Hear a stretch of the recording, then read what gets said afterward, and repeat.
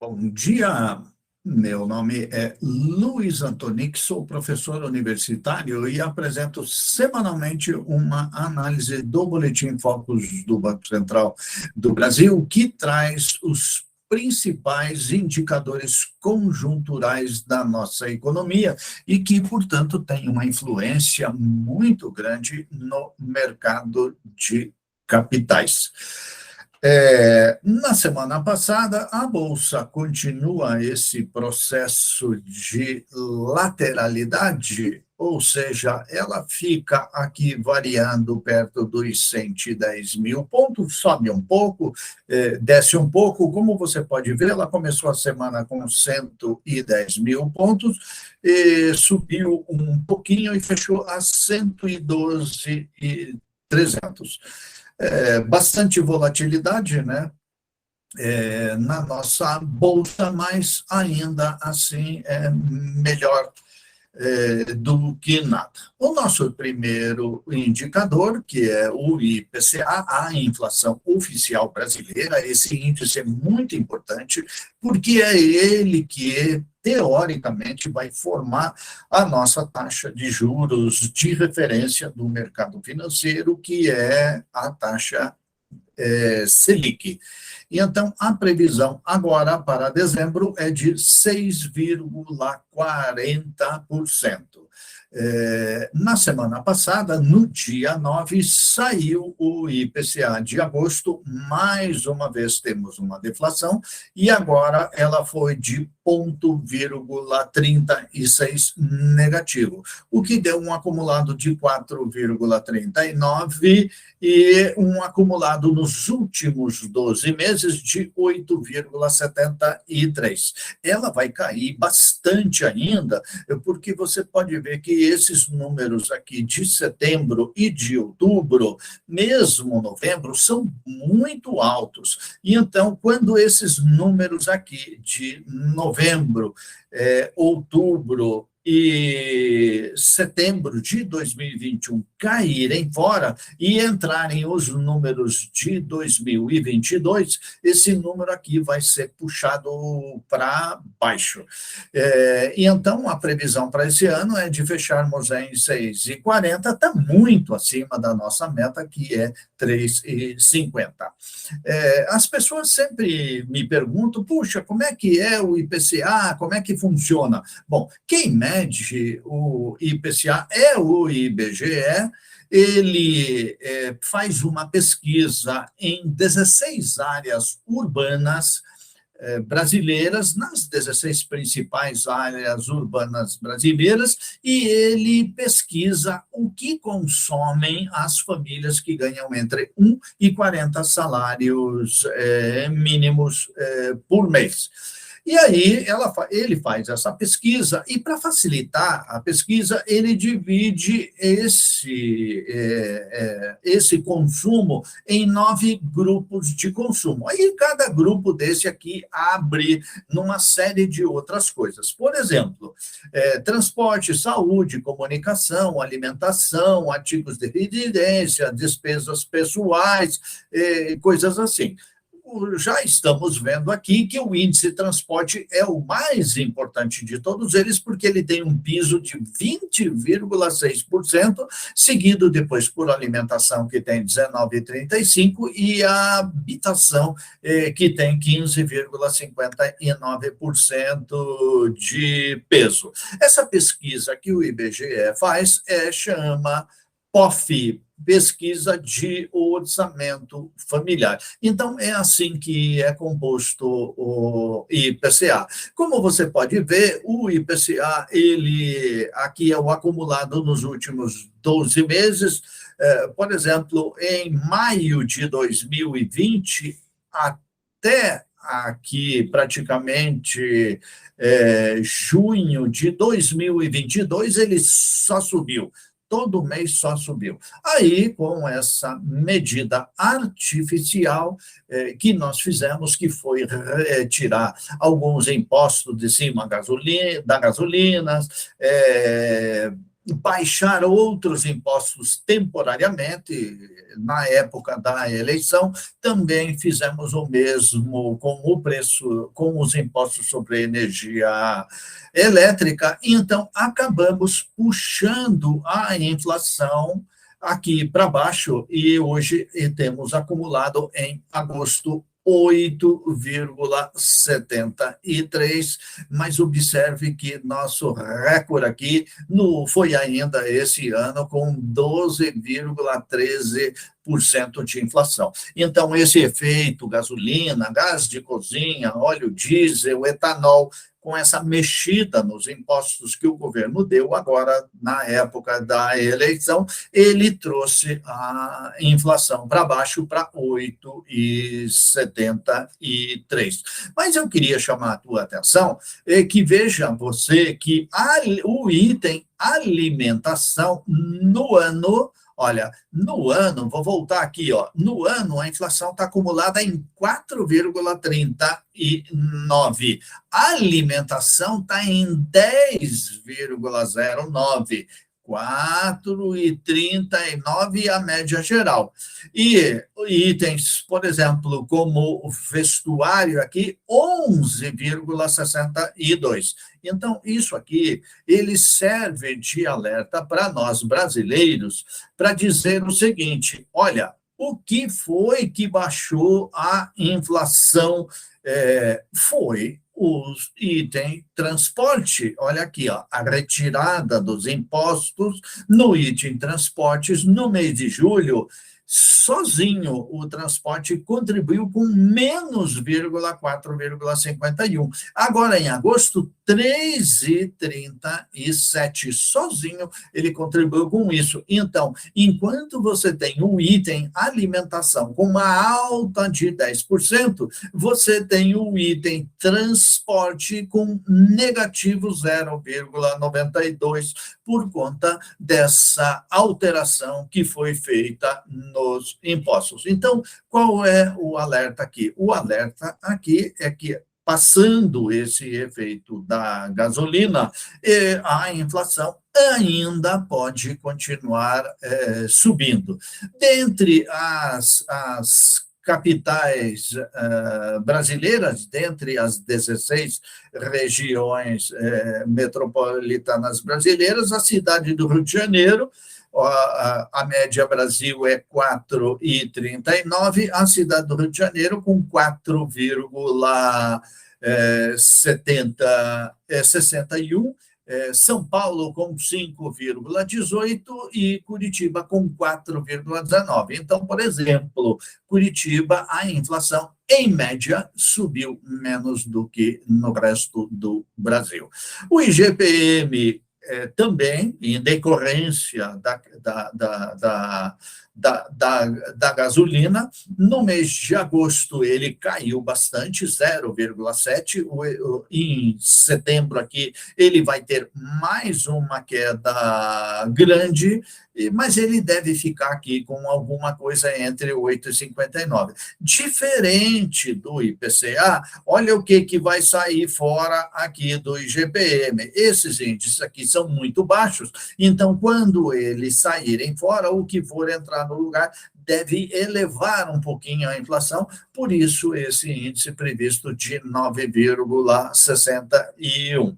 A questão do consumo, onde entra o preço da gasolina, é o que realmente está puxando o IGPM para baixo, pois o IPC, que é o índice de preços ao consumidor, que representa 30% do índice, está com 6,93%, a construção civil, que representa 10% do índice, está com 11,40%, e o índice de preços no atacado, que representa 60% do índice, está com 8,65%. O PIB continua subindo, não poderia deixar de ser, né? 2,39%, e agora todo mês ele sobe por conta desses auxílios todos que nós pagamos às pessoas. agora também na época da eleição, e isso, é claro, sem falar que a inflação também ajuda a contribuir para que esse número aumente. Eu, pessoalmente, acredito que ele vai fechar o ano aqui na casa dos 2,80. Então, você veja aqui, a previsão da XP, por exemplo, é que ele feche o ano com 2,80, sendo que a agropecuária 0,9, a indústria feche com 2 e os serviços fechem com 36%. Aqui o peso é mais ou menos o seguinte: a agropecuária é 7%, a indústria uns 18%, e aqui a área de serviços é o mais pesado no nosso PIB, é o mais importante, uns 75%. Isso só para você tomar uma ideia assim, relativa. Então, se você multiplicasse 0,9 que vai crescer a agricultura pelo peso de 7%, 2 por 18 e 3,6 por 75%, daria esse 2,08. Nós já temos 2 trimestres fechados, num trimestre deu 1, no outro deu 1,2, então até agora nós temos 2,2, e a projeção para o final do ano aqui é que ele caia, então vai ficar com 0,5 mais 0,1, daria 0,6 aqui, ou 2,8 que você viu ali no anterior. Aqui em números, você pode ver aqui que ele aumentou um pouquinho, de 2 trilhões 249 para 2 trilhões e 400, então no primeiro trimestre foi 1, no segundo trimestre foi 1,2. Se você quiser esses slides, essa planilha, esse cálculo, você me manda um e-mail que eu te devolvo. O dólar continua aqui também com esse movimento lateral, ele fica variando um pouquinho para cima e um pouquinho para baixo, graças a Deus. Então, a previsão é que ele feche o ano com 5,20. Já existem previsões mais otimistas no mercado, dizendo que eles vão fechar, que o dólar vai fechar a 5. Na semana passada, fechou a 5,14, como ele tinha começado a semana com 5,18, caiu um pouco, e então 5,18,38 fechou a 5,14,70. Para essa semana, espera o mercado que a tendência seja de baixa. Eu ainda estou aqui com o número do Banco BTG, que fez uma projeção de 5,24. A taxa Selic, 13,75. Não esqueça que na próxima semana, dia 21, quarta-feira, a gente vai ver o que acontece com essa taxa aqui. Eu, pessoalmente, eu diria que uma pessoa sadia não ia aumentar essa taxa aqui, muito pelo contrário, baixaria. Por quê? O seguinte, por que eu deixei essa taxa desse tamanho? Porque a inflação estava alta. Puxa, agora a inflação estava em 12,13%, daí eu deixei a Selic em 13%. Puxa, mas agora a inflação caiu para 8,73%, então a gente tinha que puxar isso aqui mais para baixo. Ou nós vamos ficar pagando esse juro real entre 8,73% e 13,75%, quer dizer, alguma coisa que na casa dos 5% de juro real. Mais uma vez, o Brasil vai carregar a taxa de ter o juro mais alto do planeta. Então, a quarta-feira da semana que vem aqui, aguardada com muita ansiedade. Preste muita atenção nisso, porque isso vai trazer um reflexo bastante grande sobre as suas aplicações de renda fixa. Hoje, as suas aplicações de renda fixa estão lá nas alturas, porque nós estamos pagando uma taxa aqui de 13,75%.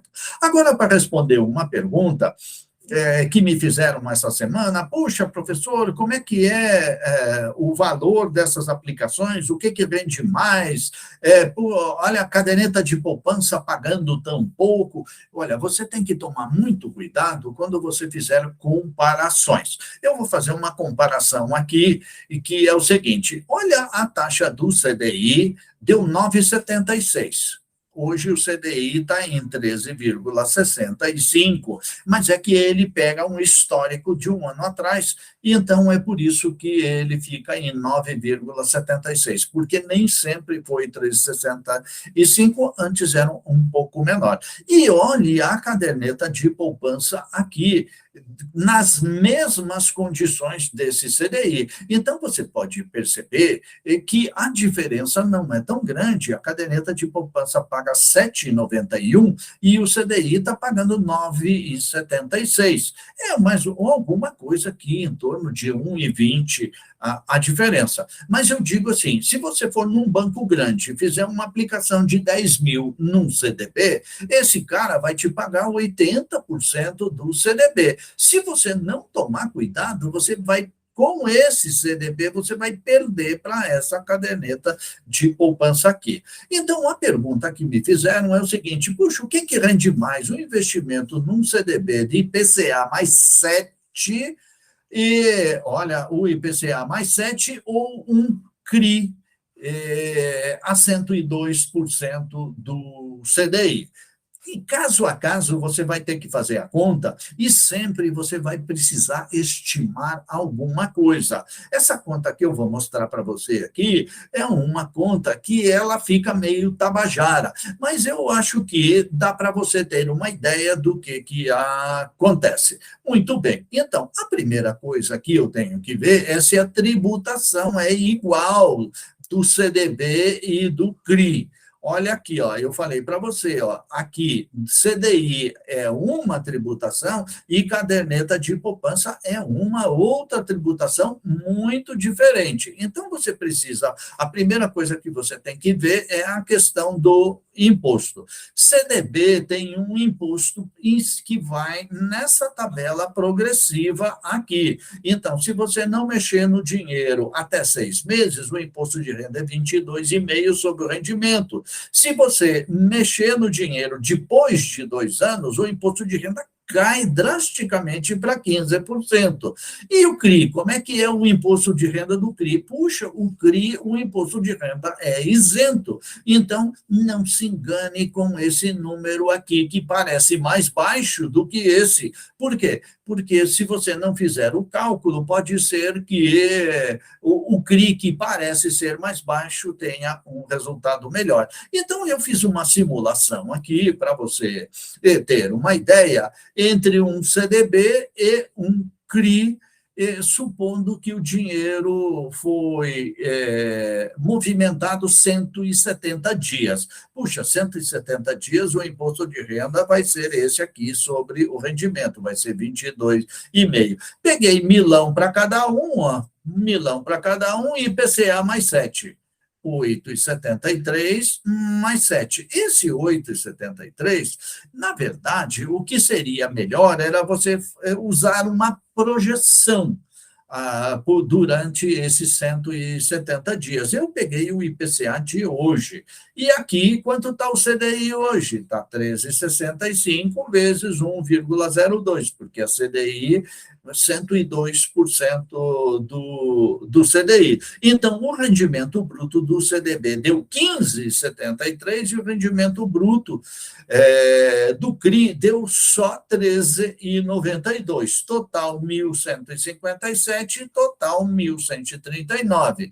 No CDB tem imposto de renda, então eu diminui o imposto de renda aqui, e no CRI não tem imposto de renda nenhum. Então, no final das contas, sobrou para você 1.121 no CDB e sobrou para você 1.139 no CRI. Ou seja, uma diferença pequenininha.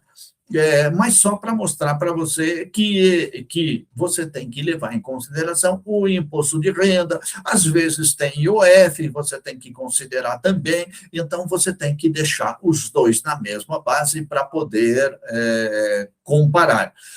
Então, meus amigos, essa semana é isso. Muito obrigado. Se você quiser essa apresentação, essas planilhas, me manda um e-mail que eu te devolvo e até a semana que vem.